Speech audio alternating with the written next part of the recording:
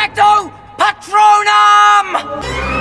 Expecto Patronum! Hi Sisi! Harry Potter inspired cake tayo for today's video. Yung cake nga na to ay bound to Dasma Cavite pa. Nakakatuwa lang kasi pinick up talaga ni ma'am yung cake niya dito sa Calamba. And nagtiwala siya kahit ang layo natin. Actually, pang ilang cake ko na to sa Dasma Cavite. Hindi ko alam kung paano nakarating doon, pero happy ako kasi marami nag-i-inquire na taga Dasma. And marami rin yung nagtatry, kaya nakakatuwa lang kasi kahit ang layo natin, nag-go pa rin sila sa product natin. Either pick up or ginagrab talaga nila yung mahal na delivery fee. Kaya thank you so much po sa mga taga Malayo na dinadayo pa talaga si Djurlicious. So yung cake pala na in-order ni ma'am ay regular size. Then, kung paano ako mag-drawing sa bento, ganun din yung ginagawa ko dito. Medyo mahirap lang kapag malaki yung cake kasi yung kamay hindi mailapat sa turntable. So, almost patapos na nga tayo and magsusulat na lang tayo ng dedication. FYI pala sa magsasabi na madumi yung nails ko, food color po yan at mahirap talaga yung iwasan ng mga baker. Lalo na kung ang request ng mga customers sa cake nila ay dark color. And kung mapapansin nyo, madalas ako mag-drawing. Then, iba-iba yung color na ginagamit ko. Katulad niyan, may yellow, may black, may red. Yung cake base ay maroon, kaya hindi talaga maiiwasan nyo. Lalo na kung makapit pa yung food color sa kamay at sa loob ng kuko. Kaya mahirap talagang iwasan nyo. So ayan, almost tapos na nga tayo at syempre hindi mawala ang Djurlicious logo. Nakakatuwa nga yung name na anak ni ma'am kasi Harry Potter inspired. Medyo naguguluhan nga ako kasi hindi ko alam kung paano i-pronounce yung name. Kung Hermione ba or Hermione. Ay basta yun na yun. Happy 2 months baby. Here na ang finished product. Thank you so much for watching. Babush!